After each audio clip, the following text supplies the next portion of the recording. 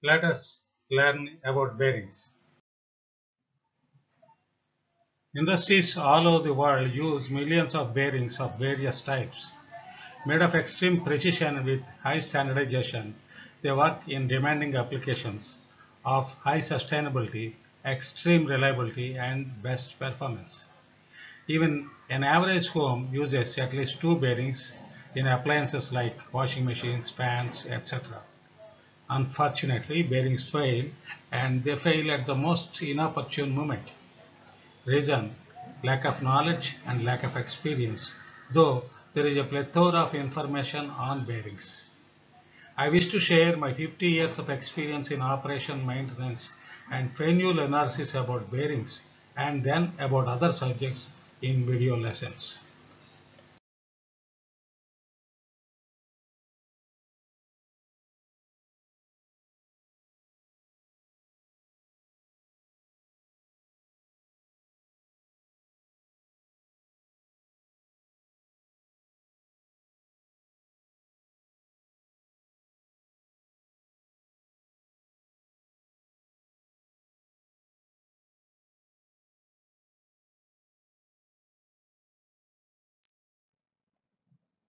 In this video, we will talk about bearing basics, loads, bearing types, ball bearing types, roller bearing types, and bearing nomenclature.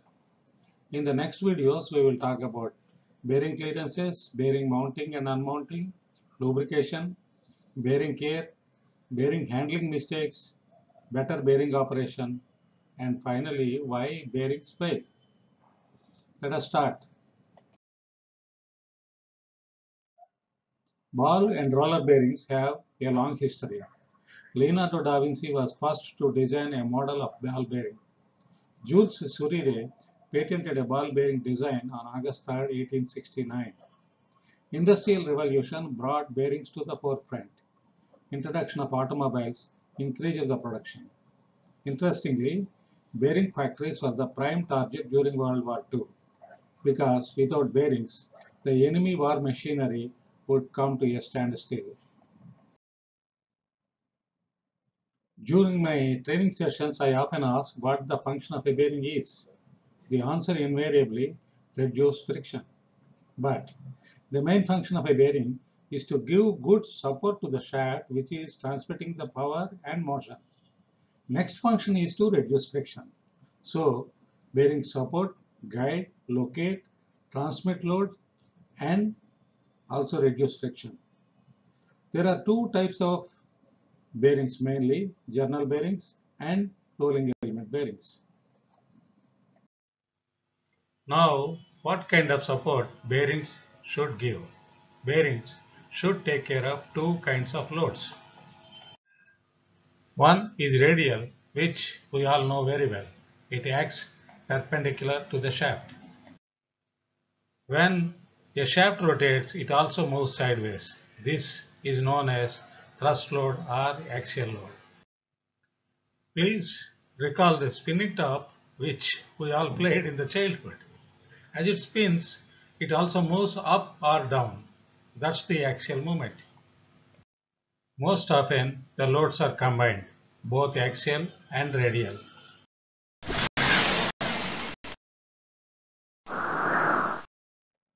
We all know that rolling friction is less than the sliding friction.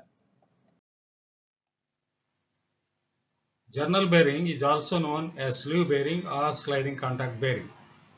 In journal bearing, the shaft is rotating, bearing is stationary, and there is a sliding contact. Due to higher contact area between mating parts, these bearings require greater lubrication. But all high-speed or high-load bearings are journal bearings.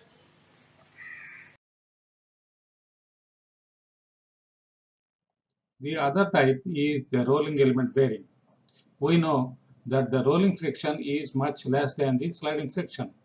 So these bearings are also known as anti-friction bearings.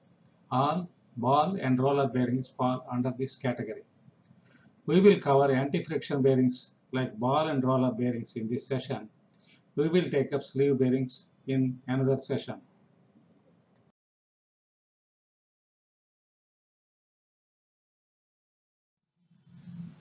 Basically, there are two types of rolling element bearings, ball and roller bearings. Of course, needle bearings. Normally, there are four parts in these bearings: outer race, inner race, balls, and cage. Outer race and inner race are also called outer ring and inner ring respectively. Inner race normally sits on the shaft and outer race sits in the housing. Normally I said. Balls are contained in the cage. Now we will look at different types of bearings and their functions. Ball bearings have point contact, hence they have lower load carrying capacity but can operate at higher speeds. Roller bearings have line contact, so they can take higher loads but can operate at lower speeds compared to ball bearings. Single row deep groove ball bearing is the most used ball bearing. It has the lowest friction of all rolling element bearings. It can take both radial and thrust loads medium. Can operate at very high speeds with high accuracy. It is relatively maintenance free, run cooler, and has long service life. I will talk about the bearing numbers, clearances, etc. a little later. For the time being, let me say that these bearings are designated by 6000 series and made in all clearance classes. You must have seen a type of bearing with small slot on the raceways. They are known as maximum capacity bearings or filling slot bearings, as more balls can be filled through these slots. The next type is the double row deep groove ball bearing. This has two rows of balls and one common concave shaped outer raceway. Inner race along with the balls and cage can be rotated within the outer race. This bearing is self-aligning, suitable where considerable shaft deflections or misalignment are expected. Self-aligning does not mean that they can take up deliberate misalignments caused by bad maintenance practices. Let us see how this bearing aligns itself. Next, about angular contact bearings. They are primarily used as thrust bearings. They are known by 7000 series. These bearings can take axial load only in one direction, but much better than deep groove bearings of 6000 series. But axial loads can happen in both directions. So, two bearings are used in different configurations. Let us have a look. Most common is back-to-back arrangement. Depending on conditions, bearings may be fixed face-to-face or in tandem. Here, the left one is back-to-back arrangement, center is face-to-face, and on the right is tandem or side-by-side arrangement of two bearings. Instead of these two bearings fixed back-to-back or whatever, why not a single bearing? That's the angular contact double row bearing, which corresponds to two single row bearings back to back. It can accommodate axial loads in both directions. Single direction thrust ball bearings are used where purely axial loads must be accommodated. They can take axial load only from one direction only. They cannot take radial load. Double direction thrust ball bearings are used where purely axial loads must be accommodated in both directions or in reversing loads. The raceways can be separated. Here we have an interesting bearing, 4-point bearing. This has a split inner ring. This allows more balls to be filled in.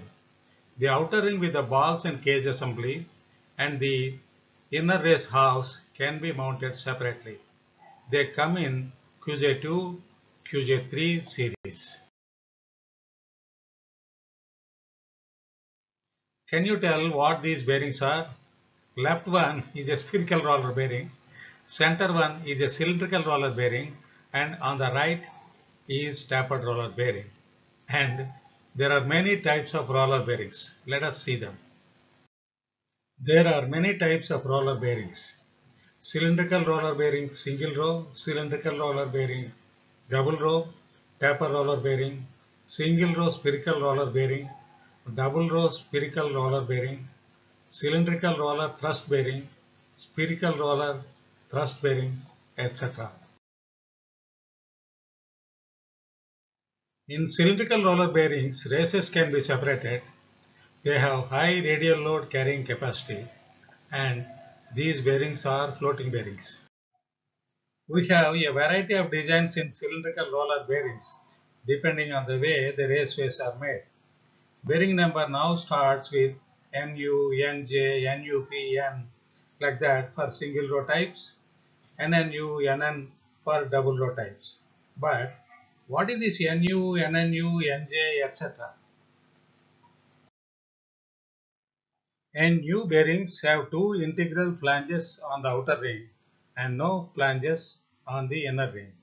They can accommodate axial displacement of the shaft relative to the housing in both directions.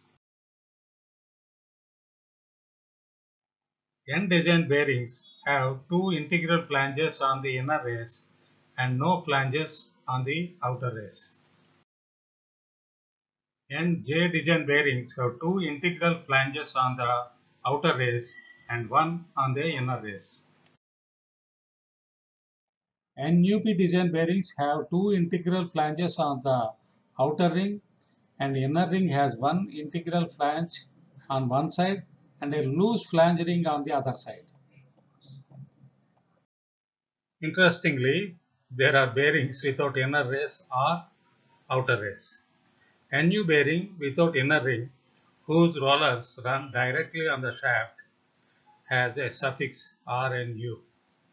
N bearing without outer ring, whose rollers run directly in the housing bore, has suffix RN. Cylindrical roller thrust bearing can take very high axial loads only in one direction. It cannot take radial load. To prevent slippage between rollers and races, these bearings must always be loaded axially. If axial load is low, they must be preloaded with springs. In tapered roller bearing, outer ring is commonly called cup and the inner ring is known as cone. Outer ring can be separated. This bearing can accommodate both axial and radial loads, only in one direction. Like thrust ball bearings, tapered roller bearings can be used back to back or face to face, depending on the thrust required. Spherical roller bearing combines good speed of ball bearing and heavy load of roller bearing by the spherical design of the roller. They are manufactured in all clearance classes in straight and tapered bore versions. They can take care of severe misalignment whether from mounting or shaft deflection. They are extremely resistant to shock loads and they come in 2000 series. Double row spherical roller bearing has two rows of symmetrical spherical rollers which can align freely in spherical outer ring raceway. E-design bearing has a central lip on the inner ring. Their rollers are longer, thus yielding higher load carrying capacity. This is the most common industrial bearing next to deep groove ball bearing. These bearings are available in cylindrical bore and tapered bore.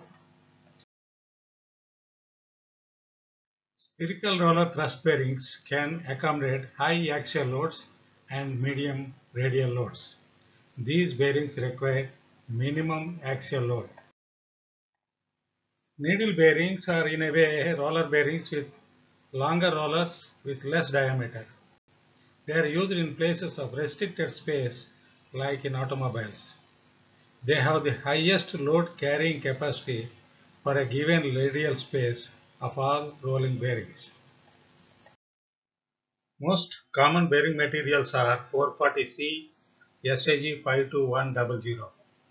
Materials like M50, BG42, Rex 20, HANS 25 are used for higher temperature services. We also have hybrid ceramic ball bearings where outer race, inner race and cage are made up of steel, balls are ceramic. Ceramic bearings can run faster, cooler, with less noise and vibration. Of late, we are getting plastic bearings. These bearings are normally have races and cage made of plastic. Balls are either plastic, glass, or stainless steel. Insulated bearings are also developed for applications like VFD drives, etc. Minimum hardness for bearing components is 58 RC. Bearing cage is also known as the bearing retainer or ball separator. It separates balls, keeps them in symmetrical radial spacing. Without the cage, balls would eventually drift out of position during operation, causing the bearing to fail. Cage carries no load. Bearings without cage are all known as full complement bearings or maximum capacity bearings. Cages are made by stamping, machining, or molding from steel, brass, polyamide, and other materials in different configurations. Here you can see some standard cage configurations. Ribbon type is made in two pieces, stamped and crimped. Crown type cages are either stamped or machined. There are also one-piece machined cages, mostly in brass. So far, we have seen different types of bearings. Let us look at the bearing codes. By looking at the bearing number, we can find out the type, size, duty, and many other details about the bearing. You can learn a lot about a bearing just from its number. Take 6206 jet bearing. These can be divided into its components. 6 is the type code, 2 is the series code, 06 is the bore size, Z is the suffix. This method is followed universally. Let us look at this in more detail. Bearings have normally 4 or 5 numbers. They also have suffixes and prefixes. Let us look at the last two numbers. The last two numbers multiplied by 5 gives the bore or ID of the bearing in mm. Bearings are routinely identified by these numbers. In this case of 6206 bearing, the last two digits are 06. So it is 30 mm ID bearing, generally called 30 mm bearing. But there is a catch. 01, 02, 03 are different. 00 is 10 mm bearing, 01 is 12 mm bearing, 02 is 15 mm bearing, 03 is 17 mm bearing. The formula holds good from 04. We have learnt about the idea of the bearing or the shaft size where it fits. Next come different duties or capacities. Bearings with the same ID may be required for a light, medium or heavy duty. Bearing for a domestic fan can be light duty.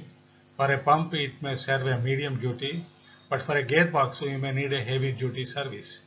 But the shaft size still be the same. This means that any type of bearing can be small, medium or heavy depending on the duty it takes. Still, ID is the same. Width of the bearing, OD of the bearing, number of balls, ball sizes all change from small to heavy. If that is clear, let us see the third number from the right. They are given 0 to 9. In industry, we normally use 2, 3, 4. 2 is light duty, 3 is medium, and 4 is heavy. 0, 1, 5, 6, 7, 8, 9 are also used. Details are given in the table. Now Let us see the first number designation. This tells us the actual type of the bearing. 1 is self-aligning ball bearing, 2 is wide self-aligning ball bearing, 2 is self-aligning roller bearing, 3 is wide self-aligning roller bearing, 3 is double row angular contact ball bearing, 4 double row ball bearing, 5 thrust ball bearing, 6 single row deep groove ball bearing, 1/6 thin section single row deep groove ball bearing, 7 single row angular contact ball bearing.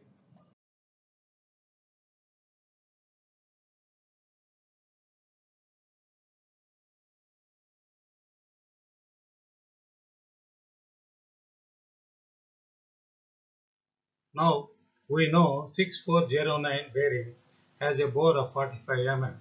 It is a heavy duty single row deep groove ball bearing. But what is the jet? That brings us to the suffixes. These suffixes denote the bearing specialty. Jet is single shielded, double jet is double shielded. But now there is a misconception about jet or jet bearings. They are normally taken as sealed bearings. They are not. They are only shield bearings. Jet has only one shield. Jet or 2Jet has shields on both the sides. If you want sealed bearings, you must get RS or 2RS bearings. RS is a single shield bearing, 2RS is double shield bearing. N is a snap ring groove on the outer ring. NR means there is a snap ring on the groove. Z is a pressed steel cage. M is a machined brass cage. MP is a window type brass cage. P is a molded fiber reinforced polyamide cage. We have more suffixes. V indicates a full complement bearing, that is a bearing without cage. C1, C2, Cn, C3, C4, C5 indicate the clearance class. We will discuss this in the next session. Bearings can come in straight bore or tapered bore. Tapered bore bearing with an adapter sleeve is easier to mount and dismount. This type is being increasingly used in the industry. Suffix K indicates tapered bore with a taper of 1:12, that is, the bore expands by 1 mm for every 12 mm. Suffix K30 is with a taper of 1:30 for wider width. W33 indicates that there is a groove and 3 holes in the outer ring for lubrication. S0 to S4 indicates bearing temperature capability. Thank you for watching the video. Please share and give your comments. This video is also available in Telugu. In the next video, we will talk about bearing clearances, mounting, unmounting, and then in the next, the other subjects. I retired as a maintenance manager but continued as a technical training head for a large chemical industry group with its plants all over India and abroad. As a root cause failure analyst and a consultant, I visited many industries across the country. I am the author of All-in-One Manual of Piping Practice published by Industrial Press, New York, USA. Pustak Mahal, New Delhi published my books, Spice in Science, over 50 timeless scientists, over 50 exciting experiments in electronics, Shape Your Lives with Scientists, How Things Work. I would love to receive your feedback, comments, and questions. Please do watch my next video.